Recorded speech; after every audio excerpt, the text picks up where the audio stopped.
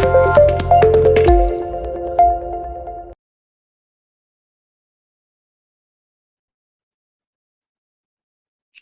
hi, it's Sir Bronte Price here from the Equality Network, and I'm a cisgender gay guy. And welcome to yet another Safe Space chat, where we, bit by bit, we talk to various people from the LGBTIQ plus community, and we talk about all sorts of issues. And today we're talking about to Ros Hawkins, who's a lesbian, a gay woman. And of course, lesbians have always been part of the community, the broader community, as well as the queer community. They've also been part of the paid workforce for a long time, and unpaid workforce. But it's been a long struggle for equal human rights, and those sneers and the jokes and the discrimination and the bullying, they've always been there. But we think slowly, gradually, we are making progress to get rid of all that. And as we head towards International Lesbian Day, it's a really good day, good time to explore some of those issues and challenges and talk about coming out and what it's like to be a lesbian in 2022. So welcome, Ros. And thank you for coming on. And language first, are you comfortable being called a lesbian, or would you rather be called a gay woman? I'm comfortable with both. Okay, thank you. So tell us a little bit about yourself and a little bit about what being a lesbian means to you, if you will. Okay, well, I'm a 75-year-old woman or young woman, and my background is that I'm a trained nurse, and that I was born and brought up in England, and I lived in London. Came to Australia in 71, and at that time I was still, as I say, playing with boys, and it wasn't until 75 that I met my long-standing partner, Pat. We were together for 45 years. Sadly, she died nearly 2 years ago with dementia and end-stage breast cancer. Oh. But we managed to keep her here at home, which was great. Yeah. So currently, I've been living where I am now for 40 years, and that's a rural property up in northern New South Wales. And you might be able to see I'm out on the veranda at the moment. What more about myself? So I also, nursing-wise, I retired after 50 years of nursing, really because my partner needed me to look after her. Yeah. So it was time to be personal nurse rather than more general nurse. Exactly. That's just it, Bronte. Yeah, perfect. So back in the day when you were still playing with boys, as we say, how was it for you growing up as a teenager, maybe someone in their early 20s? How was that for you? Yeah, good. I had a happy upbringing. I have 3 sisters, and yeah, my father in some ways would have been considered a feminist because he made sure that we were all able to have a qualification and look after ourselves, and felt it was his responsibility to make sure that we had a driver's license as well. So I started nursing when I was just 18, went into training, and I loved it. In fact, I've had various types of jobs as a nurse. And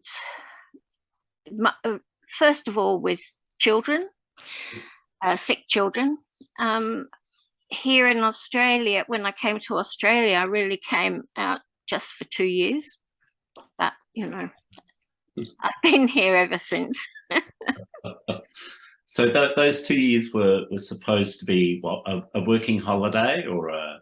Yeah, well, because I was trained in a really well-known children's hospital as well as an adult hospital for my adult part of it, it was very easy for me to get a job in Melbourne, where I landed first Yeah. at the Royal Children's Hospital. Wow. And I really enjoyed that. Well, as I said, I've enjoyed most jobs that I have had Yeah. in nursing. Yeah. Um, And those skills are internationally transferable, aren't they? Of course they are. well, As, they certainly were at that time. It was yeah. really easy. Yeah, yeah.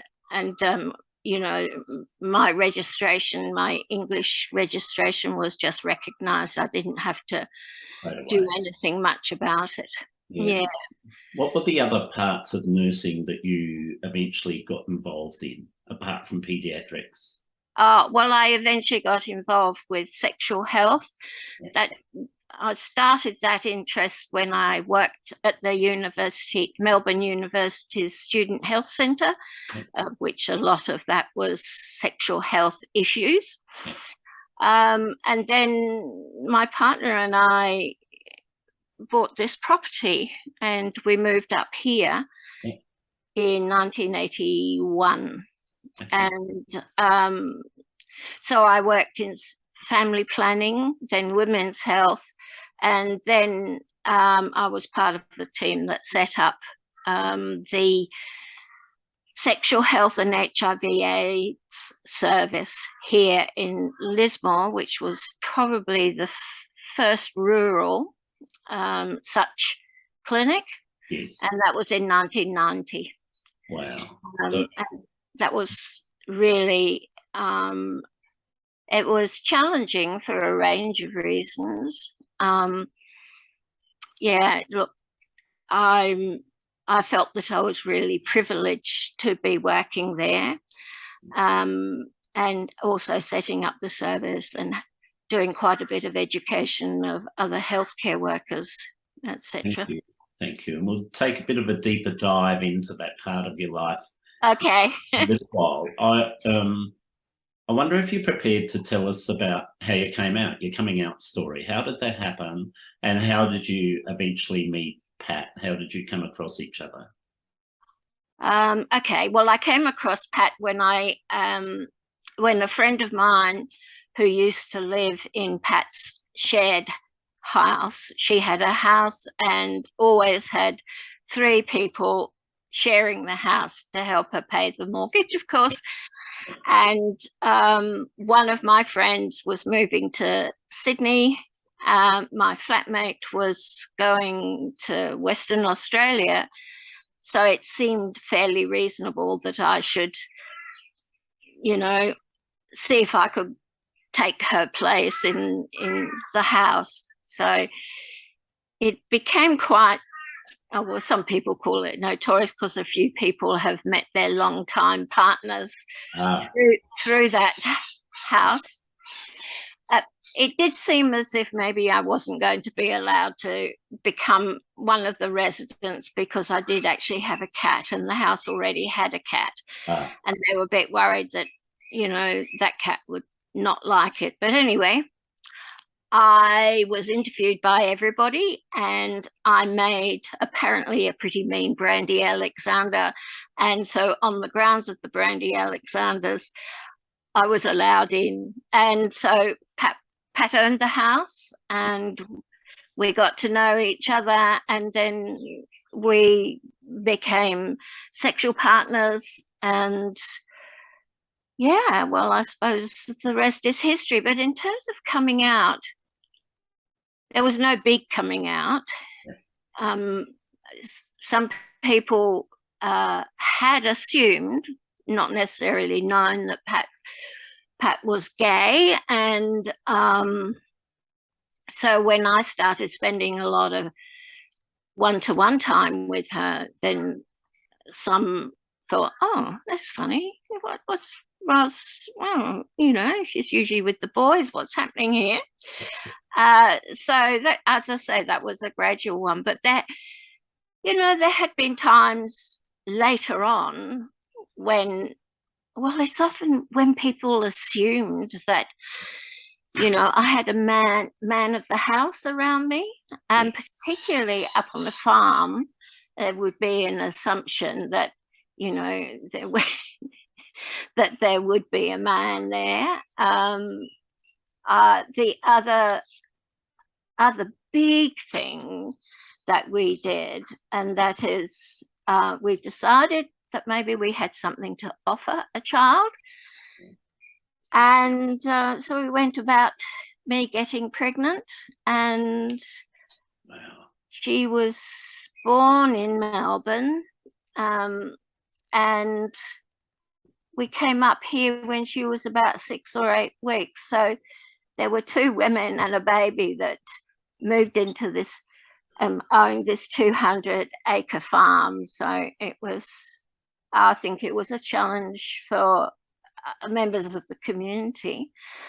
And, you know, we got involved with all of the school, preschool, Yeah. You know, bushfire brigade, and, you know, we were just community members. We just lived in the valley. And I'll tell you what, if we weren't out before Kate went to, that's our daughter, went to school, we would have been outed then. So, yeah. So there's that thing, isn't there, by association? But if you hang around with gay people or someone who is assumed to be gay or lesbian, then ipso facto, you know, you're pretty much gay yourself. That was the thing back in that time. Yeah. And I think it's really amazing that you both chipped away at some of those stereotypes and assumptions. You know, how can there possibly be a farm without a man on it? And then that leads to, well, these 2 look like they're in a bit of a relationship. Which one's the man and which one's the woman? And all of that awful stereotyping underlain by assumption stuff. Is that pretty accurate of how it came to be? Yeah, we shared things. Yeah. I mean, people might have thought we were both employed. Yeah. I was only doing some part-time work because of having, you know, young Kate. Yeah. And yeah, it's just particularly on the phone. Can we speak to Mr. Hawkins, please? No, there isn't a Mr. Hawkins. So sometimes I would just say to people, no, I have a female partner, and there would either be silence on the phone or whatever. Yeah. Pat was 15 years older than me, and some of those coming out issues were a bit bigger for her than they were for me. Yeah. For example, walking along the street hand in hand was not something she felt comfortable with. Yeah. And not kissing and hello and goodbye. Yes. Yeah, for her it was, a lot more of a challenge. Yeah. Okay. And even though those PDAs, those public displays of affection, seem small and innocuous, and they are, but to someone who's lived through a whole history of discrimination, hostility, ignorance, all that stuff, those things are big. And it comes back, I guess, to not the perception so much, but the safety that you perceive as well. Yes, as I say, I probably was more like a duck to water and was allowing and would have been more okay, but and Kate always called us by our first names, so I guess some people might have thought at first that it was a grandmother, mother and a daughter that had come up onto the farm, but it didn't take them all that long before they were put right. And was it through Kate that at school particularly that those barriers got pushed even further? Like you just educated by doing? Yes, absolutely. You know, if there was a Lamington Drive, I would be going into the hall with all these other mothers and a few fathers, Yeah. making the Lamingtons. And, you know, I remember one time, I think it was when she was in preschool, we went to the fire station and they were allowed to, you know, get up onto one of the fire trucks and have a look and have a little talk. And somebody said something about, well, I thought that fireman looked all right, and I said, yeah, he is pretty cute. And his mother's turned round on me and said, well, I wouldn't think you would say anything like that. You wouldn't recognize, you know, think. And I said, yeah, I can still recognize if somebody's cute or not. Of course. Funny. So it's just kind of educating by example and by being. Yeah. Yes. Yeah. Did you ever, were there any times when you felt a little bit unsafe, or you received some hostility because of? Yeah, there was a time, I'm not sure if I mentioned this to you before when we had a chat, that I was on a 2 or 3 day workshop about sexuality, sex education, and there were teachers and community nurses were the main participants, and then there was, and the Family Planning Association had a few little vignettes that we could, you know, have a look at, like one mother telling the parents that she was pregnant, and another one was a young man telling mum that he was gay. I had been feeling fairly comfortable with the group, and I was actually going to make a statement because it wasn't falling out, so to speak, without me. But then one of the mothers said, if that was my son, if my son did that to me, I'd kill him and I'd send him home. I'd send him out, and, you know, he wouldn't be allowed to stay here. And it was said with, it wasn't a joke, it was said with venom, really. Yeah. And I thought, no, this isn't a group of people that I want to say, by the way, I'm a lesbian. No. It just, I didn't, so then I didn't feel safe to say that. Okay. You pick your times, don't you? Yeah. You kind of know instinctively, I think, if there's a smidge of lack of safety, and you just go back into yourself, I think. Yes. Yeah. I never ever discussed it with my parents who lived in London. Yep. I thought that they didn't want to know. Yep. They knew that Pat was supporting me, looking after Kate. Yep. And when I first went over with Kate, she was turned 4 while we were there. Yeah. And certainly my mother was delving into, you know, how many bedrooms in the house and who slept there. But anyway, you know, it was never discussed because I don't think they wanted to. Okay. Yeah. So in regional New South Wales, country New South Wales, are there safe places? Is there a lesbian community around Lismore, and are there safe places where you can gather and just socialise, I guess? Yes. Up here, of course, has been one of the biggest tropical fruits. There's been going for many years. Yeah. And so yes, it's quite a lesbian community, really. Fantastic.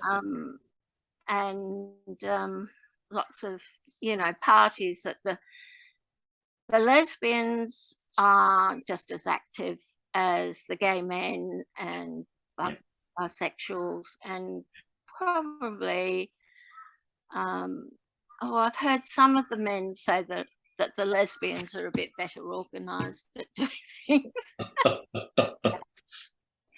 Anyway. So we've talked a little bit about some of the stereotypes that you've had to kind of confront or put up with as a lesbian. Are there others?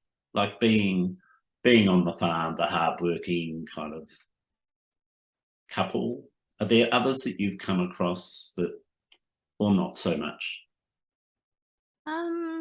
No, not so much really. Yeah.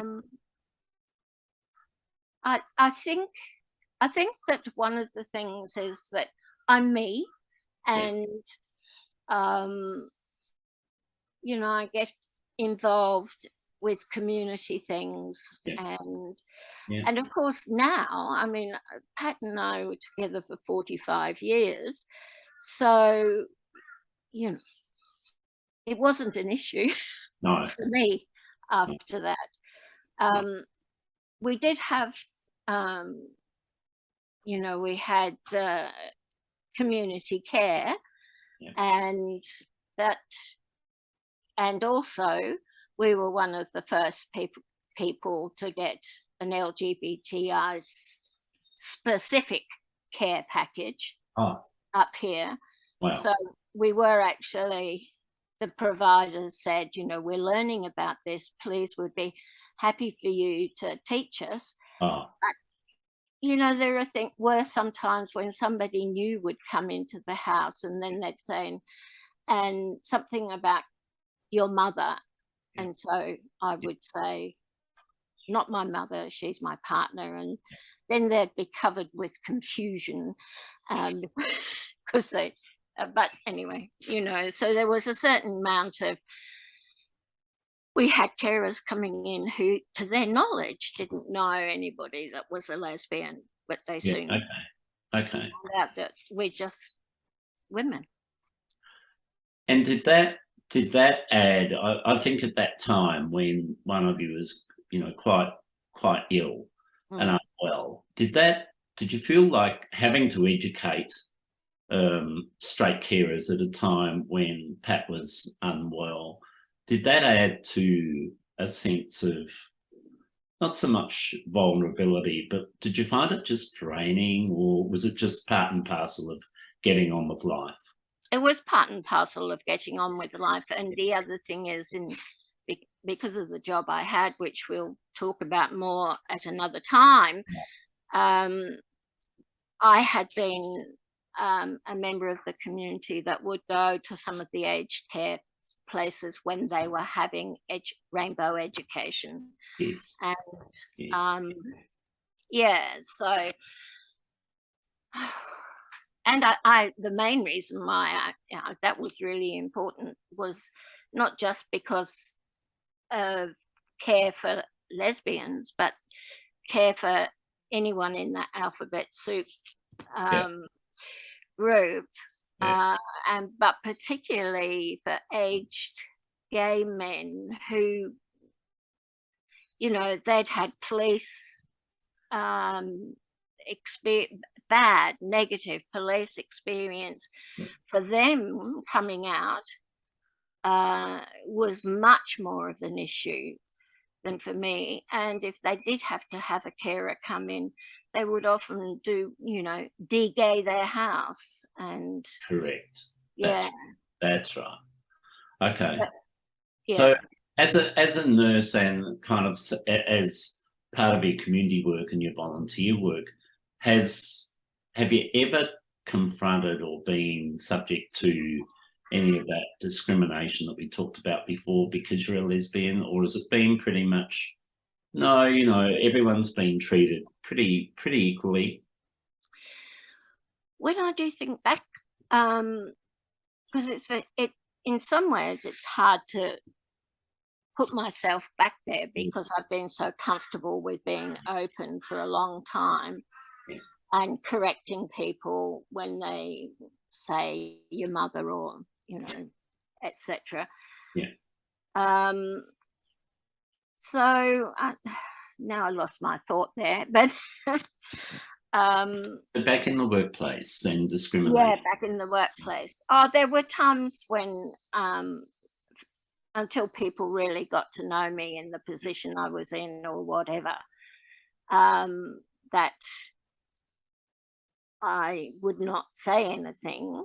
Yeah. I didn't feel it was relevant to say anything, but nonetheless, you know, if I were to, if when I did say something, that well, we know, and we know that Pat's your partner, and you know, so Yeah. there are, yes, people just, well, particularly up here, there are so many gay people living up in this area.